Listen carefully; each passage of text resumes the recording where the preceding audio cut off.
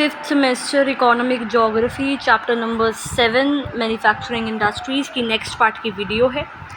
यहाँ तक करवा चुकी थी, पेज नंबर 130 है ये, ठीक है। यहाँ से बिगिन करते हैं। इन्वायरमेंट, तो बेस्ट मैनेजर्स और एम्प्लॉयमेंट को अट्रैक्ट करने के लिए हर एक इंडस्ट्री कंपनी आज ट्राई करती है एक प्लेजेंट और अट्रैक्टिव फिजिकल इन्वायरमेंट उन लोगों को दे। एक काम और एक क्लीन इन्वायरमेंट में अगर लोग रहते हैं, away from traffic jams, away from noise pollution, तो ऑब्वियसली वो उस जगह पे अट्रैक्ट होंगे और वहाँ पे एम्प्लॉयमेंट जो है वो इंक्रीज़ होगी, ठीक है। एंड ये मैं बता चुकी हूँ आपको एग्जांपल कि जैसे हम प्रॉपर फैसिलिटीज़ अगर हम देखें तो वो दे रखी है कई सारे एरियाज़ में वर्ल्ड के भी, जिसकी वजह से लोग वहाँ पे काफ़ी ज़्यादा अट्रैक्ट होते हैं। वर्क एफिशिएंसी उस एरिया की जो है वो काफ़ी ज़्यादा इंक्रीज़ होती है। इसके अलावा particular type of environment suitable होता है कुछ इंडस्ट्रीज़ के लिए। जैसे अगर एग्जांपल है कॉटन टेक्सटाइल इंडस्ट्री का, तो सिर्फ उसी एरियाज़ में लगा सकते हैं जहाँ पे ह्यूमिड क्लाइमेट है, क्योंकि ड्राई क्लाइमेट में कॉटन थ्रेड्स जो हैं वो टूटने लग जाते हैं, ठीक है। सिमिलरली यूएसए में एयरक्राफ्ट इंडस्ट्री जो है, it has been shifted to south western part of the country due to favorable climate। तो ये कुछ एरियाज़ हैं with relatively warm climate in which जिन एरियाज़ में जो कॉस्ट है बेसिकली मशीनों को प्रोटेक्ट करने का, कर्मचारियों को प्रोटेक्ट करने का, मैक्सिमम ठंड से बचाने के लिए जो तापन का खर्च है, हीटिंग का जो खर्च है वो कम आता है इन एरियाज़ में, इसलिए अमेरिका ने ये चीज़ करी है, ठीक है। नेक्स्ट आपका ये आता है इंडस्ट्रियल इनर्शिया। फेवरेबल कंडीशंस की वजह से जब एक इंडस्ट्री जो है starts in the beginning of a region, then with time बहुत सारे फैक्टर्स होते हैं जो उस इंडस्ट्री को वो प्रमोट करते हैं, ठीक है। Even if those favourable conditions and after some time वो इंडस्ट्रीज वहीं रहती है, इसको हम कहते हैं इंडस्ट्रियल इनर्शिया, ठीक है। तो जैसे तालों की और कैंची की जो इंडस्ट्री है अलीगढ़ में, ठीक है, बीड़ी की इंडस्ट्री है जबलपुर में, बर्तन की इंडस्ट्रीज़ है रेवाड़ी में, और आपकी फायर क्रैकर्स की इंडस्ट्री है, पटाखों की इंडस्ट्री है कहाँ पे, शिवकाशी में, ठीक है। अब जो इंडस्ट्रियल इनर्शिया है वो basically is possible due to these following reasons. क्या कि जो प्लेस है it continues to produce hereditary skilled workers, ठीक है। मतलब वर्कर्स वहाँ पे वही है कि भाई अगर एक फैमिली है उसमें सारे वर्कर हैं, उनकी नेक्स्ट जनरेशन भी वर्कर है, इस टाइप का सिस्टम एक जगह पे है। मूविंग इमूवेबल इंफ्रास्ट्रक्चर, जैसे कि फैक्ट्रीज एंड मशीन्स को अगर आप एक जगह से दूसरी जगह लेके जाओगे तो काफ़ी नुकसानदायक होता है, तो वही मशीन रह जाती है, इसलिए तो वही इनर्शिया आपका इंडस्ट्रियल इनर्शिया जिसको हम कहते हैं। तीसरा जो इंडस्ट्री है कि getting spare parts from other industries and maintenance facilities इनकी डेवलप होती रहती है। तो ये 3 रीज़न है जिसकी वजह से एक जगह पर इंडस्ट्रियल इनर्शिया जो है वो डेवलप होता है। फिर आते हैं कुछ आपके human factors. The final decision in the selection of location industries की वो मनुष्य होते हैं, मैन होता है। उन जो मैन की शार्प इंटेलेक्ट है, एजुकेशन है, कल्चर है, ट्रेनिंग है, प्रोफेशनल एक्सपीरियंस है, उसके बेसिस पर मैन जो है एक बेसिकली बैलेंस बनाता है फेवरेबल और अनफेवरेबल फैक्टर्स में, और मैन जो है वही डिसाइड करता है, फाइनल फैक्टर वही है कि उस जगह पर हम इंडस्ट्री जो है लगाएं या ना लगाएं, ठीक है। तो ये चीज़ होती है। फिर आपका ये बॉक्स से रखा है जो अट्रैक्टिवनेस है ग्रुपिंग की, वो भी एक बहुत बड़ा फैक्टर है इंडस्ट्रीज़ की लोकेशन की वजह से। जब किसी एक स्थान पर इंडस्ट्री स्थापित होती रहे तो एक समय के बाद नए जो न्यू इंडस्ट्रीज़ हैं वो भी उस एरिया की तरफ अट्रैक्ट होती हैं। इसको कहते हैं अट्रैक्शन ऑफ एग्लोमरेशन। तो जो एग्लोमरेशन का अट्रैक्शन है वो भी एक कारक है इंडस्ट्रीज़ की लोकेशन की वजह से। बहुत सारे रीजंस हैं इस अट्रैक्शन की वजह से, latest technology, latest information, easy availability of raw material and labour, contact with similar industries, regular contact with consumers and efficient administration etcetera, ठीक है। तो बेसिकली हमने क्या करा है, हमने ये देखा है कि भाई ये हमने ये सारे डिटेल में पॉइंट्स पढ़े हैं, ये सारे पॉइंट हमने डिटेल्स में पढ़े हैं। तो चैप्टर है आपका मैन्युफैक्चरिंग इंडस्ट्रीज़ का। पहले बात तो हमने मीनिंग डेफिनेशन देखा है कि मैन्युफैक्चरिंग इंडस्ट्रीज़ जो है वो होती क्या है, उनकी विशेषताएं हमने बेसिकली देखी हैं, ठीक है। उसके बाद हमने देखा है कैरेक्टरिस्टिक्स क्या होती है, मॉडर्न लार्ज स्केल मैन्युफैक्चरिंग की क्वेश्चन बन सकता है, डायरेक्ट पॉइंट्स करे हैं। फिर लोकेशन ऑफ इंडस्ट्रीज़ हमने पढ़ी है। लोकेशन ऑफ इंडस्ट्रीज़ में ये फ्लो चार्ट है, इसको हमने पॉइंट वाइज जो है यहाँ तक रीड करा है, ठीक है, नेक्स्ट टॉपिक जो आपका आता है वो आता है क्लासिफिकेशन ऑफ मैन्युफैक्चरिंग इंडस्ट्रीज। अब ज़रा ये देख लेते हैं। तो क्लासिफिकेशन ऑफ मैन्युफैक्चरिंग इंडस्ट्रीज़ जो है उनको हम क्लासीफाई कर सकते हैं on the basis of their size, on the basis of raw material, on the basis of product that they produce, on the basis of ownership. तो सबसे पहले देखते हैं classification of industries on the basis of size. उनके आकार के base पर कैसे हम इंडस्ट्रीज़ को क्लासीफाई कर सकते हैं। तो इंडस्ट्री का साइज़ डिसाइड करते हैं वहाँ पे उस इंडस्ट्री पे कितना पैसा हमने लगाया है, कितनी पूंजी की मात्रा उस इंडस्ट्री पे हमने लगाई है, कितने वर्कर्स वहाँ पे एम्प्लॉयड हैं, और क्वांटिटी ऑफ प्रोडक्शन क्या है। तो जो ये 3 फैक्टर हैं, इन 3 फैक्टर के बेसिस पे हम साइज़ जो है वो बताते हैं किसी एक इंडस्ट्री का। तो इस पॉइंट ऑफ व्यू को अगर हम लेके चलें तो इस पॉइंट ऑफ व्यू से इंडस्ट्रीज़ को हम 3 तरह से क्लासीफाई कर सकते हैं। पहले आपकी आती है कॉटेज इंडस्ट्रीज़, कुटीर उद्योग। ठीक है, ये स्मॉलेस्ट यूनिट ऑफ मैन्युफैक्चरिंग है। इसको हम क्राफ्ट इंडस्ट्री भी कहते हैं, शिल्प उद्योग भी कहते हैं, छोटी इंडस्ट्रीज, स्मॉल इंडस्ट्रीज़, मतलब ठीक है, क्राफ्ट इंडस्ट्रीज़ भी कह सकते हैं। तो कॉटेज इंडस्ट्री के अंडर जो आर्टिसंस हैं, ठीक है, जो कॉटेज इंडस्ट्रीज़ के अंदर जो आर्टिसंस हैं, on the basis of their ancestral skills along with their family members make small items at their homes using simple method using local raw material का प्रयोग करके अपने घरों में ये लोग अपनी एंसेस्ट्रल स्किल्स की वजह से अपनी फैमिली मेम्बर के साथ मिलकर घर पे छोटे छोटे आइटम बनाते हैं। कॉटेज इंडस्ट्री में जो आर्टिसन है वो खुद ही डिज़ाइनर होता है, खुद ही आर्टिसन होता है, खुद ही प्रोड्यूसर होता है, खुद ही सेलर होता है, और मोस्टली खुद ही कंज्यूमर होता है कि भाई एक घर में 5 लोग रहते हैं, एक ने बनाया अपने घर में बेच दिया, ठीक है, पैसे घर के घर में ही रह गए, सामान भी घर के घर में, कुछ इस टाइप का सिस्टम हो सकता है। तो सम इम्प्रूव्ड और एफिशिएंट इक्विपमेंट जो है अब धीरे धीरे इस इंडस्ट्रीज़ में यूज़ होने लग रहा है जैसे जैसे डेवलपमेंट जो है हुई है। ये आप देख सकते हो, this is the sale of cottage industry products in Assam. तो जो प्रोडक्ट हैं इन इंडस्ट्रीज़ के, कॉटेज इंडस्ट्रीज़ के, they fulfil the needs of family and surplus product जो है it is sold in the local market. Food items, utensils, jewellery, carpets, mats, bags, baskets etcetera बनते हैं इन कॉटेज इंडस्ट्रीज़ में। एट प्रेजेंट जो demand है इन प्रोडक्ट्स की, हैंडीक्राफ्ट इंडस्ट्री प्रोडक्ट्स की जो डिमांड है it is increasing in the developed countries too. तो जो एडवांटेज है कॉटेज इंडस्ट्रीज़ की रूरल एरियाज़ में ज़्यादा है। फार्मर्स जो है वो इन इंडस्ट्रीज़ में इन्वॉल्व रहते हैं अपने फ्री टाइम के टाइम पे, जब फार्मिंग से फ्री टाइम उन्हें मिलता है तो वो इन इंडस्ट्रीज़ में काम करते हैं, जिसकी वजह से उनकी इनकम जो है वो इंक्रीज़ होती है। तो जो ये इंडस्ट्रीज़ बेसिकली हैं, they are also important in underdeveloped countries of the world. फिर एक ये बॉक्स पढ़ लेते हैं। तो पहले टाइप की इंडस्ट्री समझ में आ गई, कॉटेज इंडस्ट्री। सेकंड होती है स्मॉल स्केल इंडस्ट्री। ये पढ़ने से पहले ये बॉक्स देख लेते हैं। इसमें आपका बताया गया है स्वच्छंद उद्योग के बारे में, यानी कि फुट लूज इंडस्ट्रीज़। ये वो इंडस्ट्रीज़ हैं जो कि वाइड वैरायटी ऑफ लोकेशन में सेटअप हो सकती हैं, किसी particular type of raw material पे डिपेंडेंट नहीं होती, विच में मतलब रॉ मटेरियल जो है इट मे और मे नॉट लूज वेट, यानी कि रॉ मटेरियल जो है, कच्चा माल जो है वो अपना वेट या तो छोड़े या उसका वेट प्रोसेसिंग के बाद बढ़ता है या कम होता है, तो उससे फ़र्क नहीं पड़ता, यानी कि टाइप ऑफ रॉ मटेरियल पे फ़र्क नहीं पड़ता। इन इंडस्ट्रीज़ को हम किसी भी लोकेशन में लगा सकते हैं। ये मोस्टली डिपेंडेंट रहती है on component parts which can be produce from anywhere. ठीक है, जो प्रोडक्शन है इन इंडस्ट्रीज़ में वो कम होती है, उत्पादन की मात्रा जो है इन इंडस्ट्रीज़ में वो कम होती है, और जो लेबर है वो भी कम ही इसमें लगाए जाते हैं।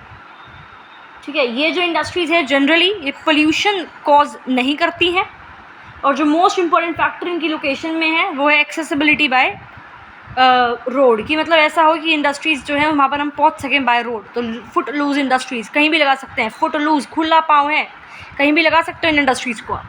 ठीक है, अब on the basis of size पहली टाइप की इंडस्ट्री थी कॉटेज इंडस्ट्री। अब देखते हैं हम स्मॉल स्केल इंडस्ट्री।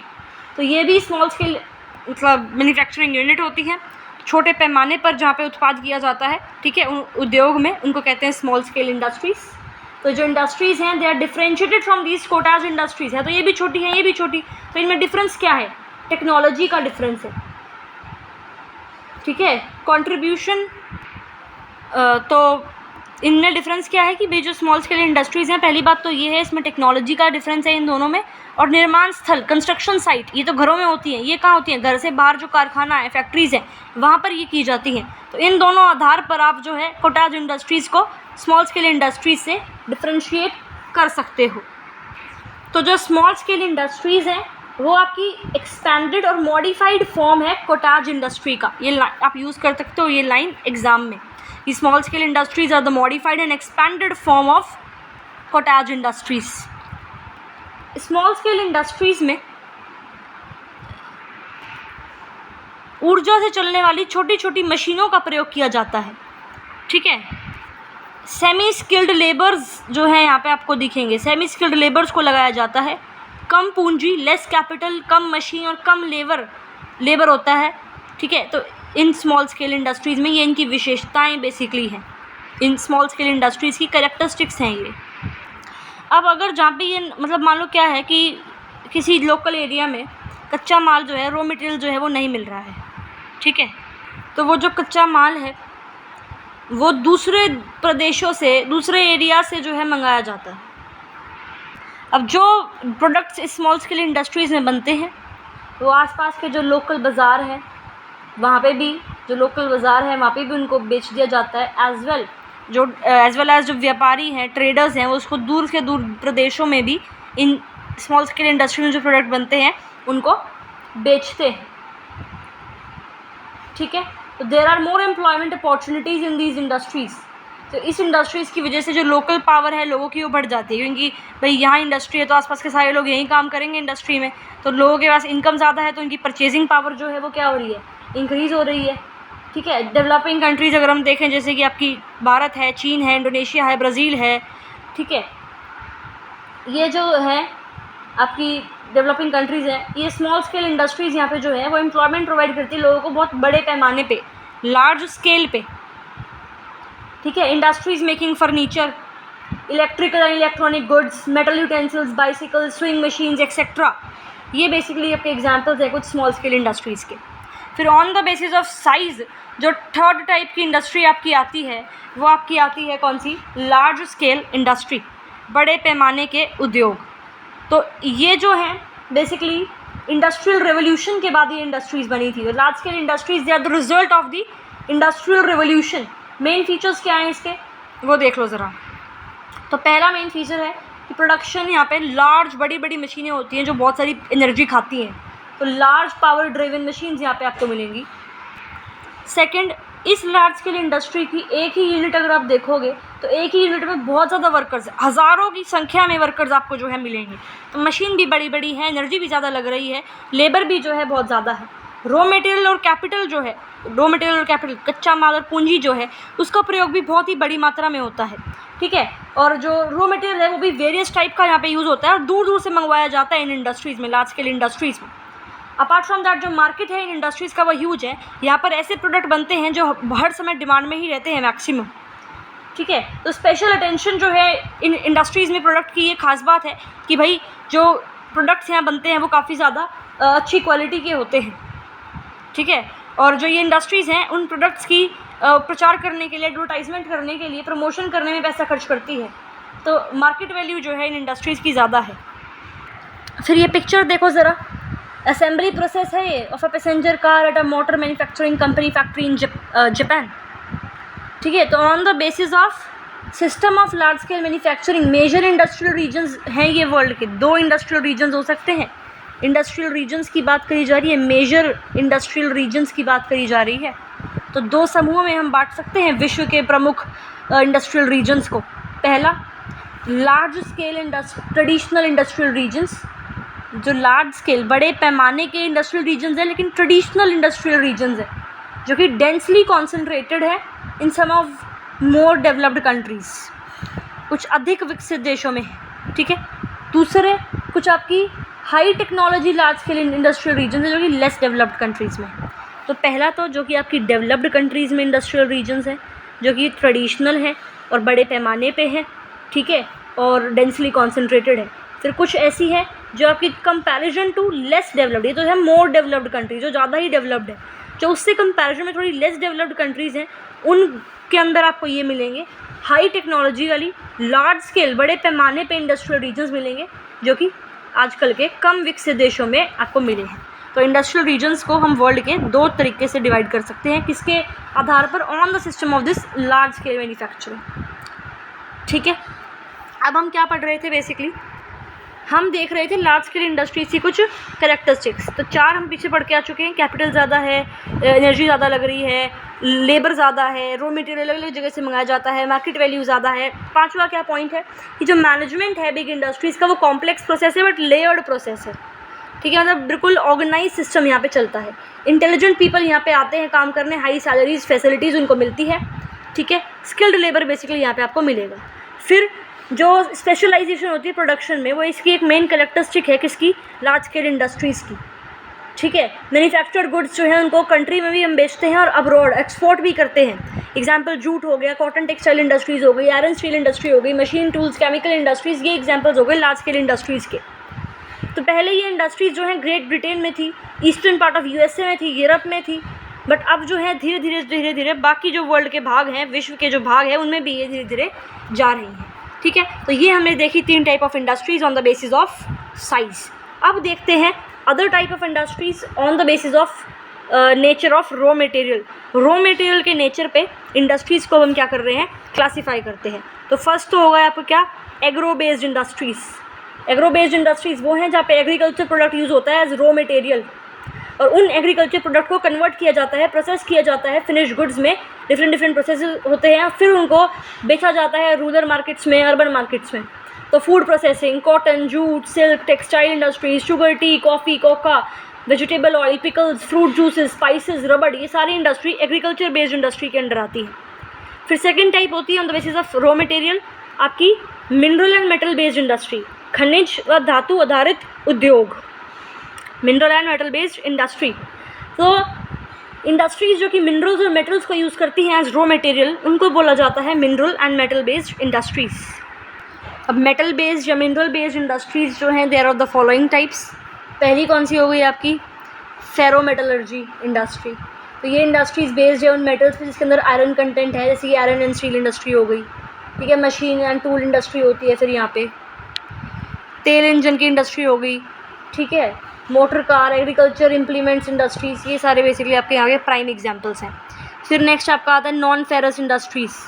ठीक है, नॉन फेरस मेटल इंडस्ट्रीज़ जो है, ये तो फेरस होगी जिसमें आयरन कंटेंट है, जिसमें आयरन कंटेंट नहीं है वो इसमें आ जाएंगे। ठीक है, ये वो मेटल्स हैं जिसके अंदर आयरन नहीं होता है, उसको इसमें इंक्लूड करते हैं, जैसे कि कॉपर हो गया। ठीक है, एल्यूमिनियम हो गया आपका, ज्वेल्स हो गए। ठीक है, सीमेंट इंडस्ट्री हो गई। ठीक है, और मिट्टी के बर्तन वाली जो इंडस्ट्री है वो इसके अंदर आपकी आ जाती है। तो ऑन द बेसिस ऑफ कच्चा माल, पहली तो हो गई एग्रो बेस्ड, दूसरी हो गई मेटल एंड मिनरल बेस्ड। और मेटल और मिनरल बेस्ड को हम फर्दर क्लासीफाई कर रहे हैं फेरस और नॉन फेरस में। फिर तीसरी टाइप की ऑन द बेसिस ऑफ कच्चे माल, वो हो गई आपकी कौन सी, केमिकल इंडस्ट्रीज़। तो केमिकल प्रोडक्ट्स जो हैं basically they are use in many types of industry, जैसे कि metallurgical industry, textile, leather, paper, glass, soap, porcelain, food processing industries में। कुछ केमिकल जैसे कि सॉल्ट हो गया, पोटैश हो गया, सल्फ़र हो गया, चूना पत्थर यानी कि लाइमस्टोन हो गया, कोल हो गया, पेट्रोलियम हो गया, they are obtained from minerals and some others are found as by product. तो जो डेवलपमेंट है पेट्रोकेमिकल इंडस्ट्री की, वो भी केमिकल इंडस्ट्री पे ही डिपेंड करती है। केमिकल फर्टिलाइज़र की इंडस्ट्री हो गई आपकी। ठीक है, एंड प्लास्टिक की इंडस्ट्री हो गई, मेडिसिन की इंडस्ट्री हो गई, वो एग्जाम्पल है पेट्रोकेमिकल इंडस्ट्री के। फिर next on the basis of कच्चे माल, चौथी टाइप की इंडस्ट्री क्या हो गई, on the basis of raw material चौथी टाइप की इंडस्ट्री कौन सी हो गई, फॉरेस्ट बेस्ड इंडस्ट्री। ये वो इंडस्ट्रीज़ है जो कि जिनका मेन और सेकेंडरी प्रोडक्ट जो है वो फॉरेस्ट से मिलते हैं एज रॉ मटेरियल, यानी कि फॉरेस्ट प्रोडक्ट्स जो हैं, फॉरेस्ट प्रोड्यूस जो हैं, वो इन टाइप की इंडस्ट्रीज़ में रॉ मटेरियल होते हैं। एग्जाम्पल क्या हो गया आपका, वुड हो गया, फर्नीचर के लिए जो आप लकड़ी यूज़ करते हो, बाँस हो गया, घास हो गया। ठीक है, तथा जो आपका लाख है वो हो गया। बेसिकली इन उद्योग में वो क्या यूज़ करे जाते हैं, रॉ मटेरियल की तरह। जैसे कि आपकी लेदर डाइंग इंडस्ट्री आ गई। ठीक है, रेयन, टर्पंटाइन ऑयल। ठीक है, bidi, and then comes match industry, माचिस। ठीक है, ये इंडस्ट्रीज़ बेसिकली आपकी फॉरेस्ट वाली इंडस्ट्रीज़ में आएंगी। फिर on the basis of raw material fifth type की इंडस्ट्री कौन सी हो गई, animal based industry.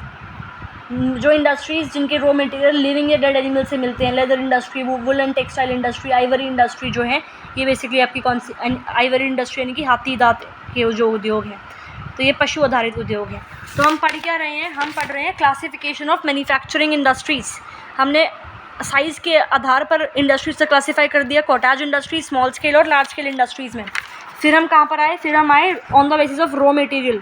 Raw material के बेसिस पे हमने 5 तरह से क्लासिफिकेशन करी इंडस्ट्रीज़ की, agro based, mineral metal based, और फिर chemical industries, forest based industries, और फिर आपकी कौन सी आती हैं, एनिमल बेस्ड इंडस्ट्री। उससे पहले जरा आपके यहाँ पर बॉक्स दे रखे हैं, ये दो बॉक्स देख लेते हैं।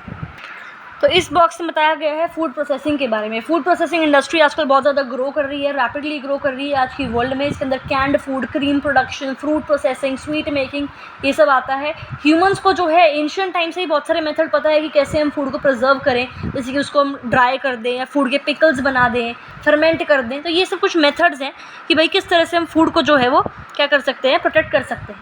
लेकिन ये मेथड्स जो हैं they were used to meet the demands in limited quantities industrial revolution से पहले। लेकिन आज धीरे धीरे जैसे जैसे वर्ल्ड डेवलप हो रही है, तो धीरे धीरे जो फूड प्रोसेसिंग इंडस्ट्रीज़ हैं वो भी डेवलप हो रही है। ठीक है, नेक्स्ट आपकी आती हैं एग्रो फैक्ट्रीज़। क्या होती हैं, तो एग्रीकल्चर का जो बिज़नेस है, खेती का जो कारोबार है, ये लार्ज स्केल कमर्शियल एग्रीकल्चर है बेसिकली। ठीक है, बिजनेसमैन उसको फाइनेंस करते हैं, पैसे लगाते हैं, जिसका मेन इंटरेस्ट रहता है कि भाई बिजनेस करें अदर देन एग्रीकल्चर। तो ट्री प्लांटेशन बिजनेस की जैसे हम बात करें, तो ट्री प्लांटेशन इंडस्ट्रीज़ जो हैं, बिज़नेस जो है ट्री प्लांटेशन का, वो एक बड़ी बहुत सारे लोग उस पर पैसे देते हैं, फिर वो प्लांटेशन का बिज़नेस स्टार्ट होता है। तो एग्री बिजनेस फार्म्स जो हैं वो वेल स्ट्रक्चर्ड रहते हैं, मैकेनाइज्ड रहते हैं, डिपेंडेंट रहते हैं केमिकल्स पे, और इनको हम फार्मिंग फैक्ट्रीज़ भी बोलते हैं या एग्रो फैक्ट्रीज़ ही बोलते हैं। समझ में आया एग्रो फैक्ट्रीज़ क्या हो गई, कि भाई एग्रीकल्चर और बिज़नेस को लिंक कर दिया। ठीक है, एग्जाम्पल ट्री प्लांटेशन बिजनेस। अब देखते हैं तीसरी टाइप की classification, that is classification of industries based on the nature of goods manufactured. ठीक है, तो पहला बेसिक इंडस्ट्री और दूसरा कंज्यूमर इंडस्ट्री। तो बेसिक इंडस्ट्री आपने देखी होंगी भाई, बहुत सारी मशीन्स एंड टूल्स, जिसमें iron steel in use manufacture iron and steel uses raw material. Basic industry यानी कि बिल्कुल ही जो प्राइमरी इंडस्ट्री, आधारभूत इंडस्ट्रीज़ जो हैं, बहुत सारी मशीन अगर आपने देखी होंगी, औजार देखे होंगे, तो वो किससे बने हैं, आयरन एंड स्टील से ही तो बने हैं। ठीक है, और आयरन एंड स्टील इंडस्ट्री खुद भी एक इंडस्ट्री है, और दूसरी इंडस्ट्री की जो मशीन है वो भी आयरन एंड स्टील, मतलब एक इंडस्ट्री आपकी ये है, एक इंडस्ट्री ये है, ये आयरन एंड स्टील इंडस्ट्री, यहाँ पे आयरन एंड स्टील की मशीन बन रही है। ये कोई और इंडस्ट्री यहाँ पे मशीन यूज़ हो रही है, वो मशीन इस इंडस्ट्री से आई है। तो ये इंडस्ट्री क्या होगी, प्राइमरी बेसिक इंडस्ट्री हो गई ना, कि भाई जो इंडस्ट्रीज़ जो हैं, एक इंडस्ट्री के मैन्युफैक्चर्ड गुड्स या प्रोडक्ट्स दूसरी इंडस्ट्री के लिए बेसिक या फंडामेंटल इंडस्ट्री चीज़ है, फंडामेंटल रिक्वायरमेंट है दूसरी इंडस्ट्री की, एक इंडस्ट्री की manufactured good. Iron and steel industry में आयरन एंड स्टील की मशीन बनी, और किसी और इंडस्ट्री में वो आयरन एंड स्टील की इंडस्ट्री की जो प्रोडक्ट थी, दैट इज़ मशीन जो आयरन एंड स्टील की बनी हुई है, वो उसकी बेसिक रिक्वायरमेंट है। जो फंडामेंटल इंडस्ट्रीज़ को हम बोलते हैं, जैसे आयरन एंड स्टील इंडस्ट्री हो गई, पावर जनरेशन इंडस्ट्री हो गई, हैवी मशीन मैन्युफैक्चरिंग इंडस्ट्रीज़ हो गई, ये कुछ बेसिक इंडस्ट्रीज़ आपकी होती हैं। फिर आते हैं कंज्यूमर इंडस्ट्रीज़। तो ये इंडस्ट्रीज़ वो हैं जिनकी प्रोडक्ट मोस्टली लोग डेली लाइफ में यूज़ करते हैं, paper, pen, watches, clothes, television, cosmetics, food items, इनको हम नॉन बेसिक इंडस्ट्रीज़ ही बोल देते हैं। फिर हम देखते हैं classification of industries on the basis of ownership and management. तो ownership and management of industries जो है बेसिकली डिपेंड करती है किस पे, एक देश की कैसी इकोनॉमी है। ठीक है, वहाँ पे बेसिकली अगर हम देखें तो इंडस्ट्रियल लिंकेजेस कैसे हैं, इंडस्ट्रियल पॉलिसी क्या है उस देश की। तो on the basis of this ownership and your what we say is management, industries को 5 तरह से हम क्लासीफाई कर सकते हैं। पहली तो आपकी आ गई पब्लिक सेक्टर इंडस्ट्री, जो गवर्नमेंट मैनेज करती है, गवर्नमेंट के अंदर ही होता है, गवर्नमेंट, स्टेट गवर्नमेंट भी हो सकती है, सेंट्रल गवर्नमेंट भी हो सकती है। जैसे आयरन एंड स्टील इंडस्ट्री जो भिलाई दुर्गापुर में है, रोरकेला विशाखापट्टनम जो सेल के अंदर आता है, steel authority of India limited, Indian Railways है, ये पब्लिक अंडरटेकिंग्स है। सोशलिस्ट कंट्री अगर देखें तो उसमें इंडस्ट्रीज जो है वो सारी की सारी गवर्नमेंट ऑन्ड ही होती है, और इंडिया जैसे कि मिक्स्ड इकोनॉमी है, तो वहाँ पर कुछ इंडस्ट्रीज़ प्राइवेट भी हैं, कुछ पब्लिक भी हैं। तो पब्लिक समझ में आ गया। आगे आते कुछ प्राइवेट इंडस्ट्रीज, जैसे अडानी है, रिलायंस है, ये इंडस्ट्रीज़ इंडिविजुअल इन्वेस्टर्स जो हैं इसे ओन करते हैं। They are run by private organisations. जैसे जमशेदपुर में जो आपकी इंडस्ट्री थी TISCO, Tata iron and steel, full form देखना जरा इसकी। ठीक है, टाटा की है ये। हीरो होंडा जो है फिर आपकी मुंजाल परिवार की है ये इंडस्ट्री।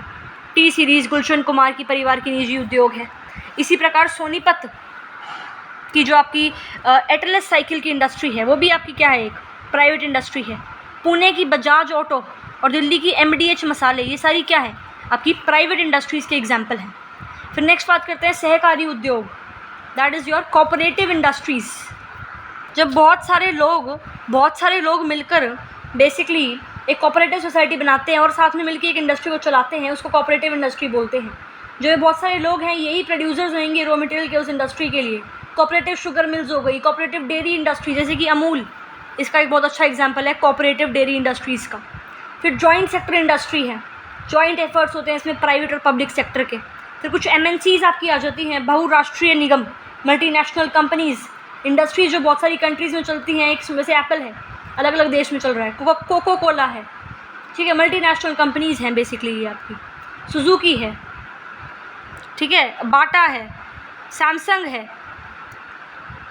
समझ में आ रहा? इकोनॉमिक लिबरलाइजेशन के बाद मल्टीनेशनल कंपनीज जो हैं बहुत ज़्यादा क्या हुई हैं, इंक्रीज़ हुई हैं देश में। इन्फोसिस हो गई, विप्रो हो गई, ये सारी क्या है, MNCs के एग्जाम्पल हैं। तो हमने क्या पढ़ा बेसिकली, हमने पढ़ लिया क्लासिफिकेशन ऑफ इंडस्ट्रीज़। ये देख लेते हैं एक फ्लो चार्ट। तो इंडस्ट्रीज़ की क्लासिफिकेशन हो रही है on the basis of size. हमने ये पढ़ी basically cottage industries, small scale industries on the basis of size and large scale industries.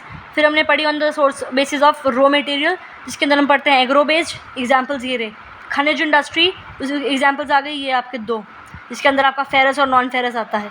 फिर आपका क्या आ गया, रसायन, केमिकल इंडस्ट्रीज़ के एग्जाम्पल ये रहे। फिर फॉरेस्ट इंडस्ट्रीज़ के एग्जाम्पल ये रहे, एनिमल इंडस्ट्रीज़ के एग्जाम्पल ये रहे। फिर पढ़ी on the basis of manufactured goods. फिर basic industries and consumer industries, examples ये रहे, ठीक है। फिर आती है आपकी on the basis of ownership, ठीक है। तो आपकी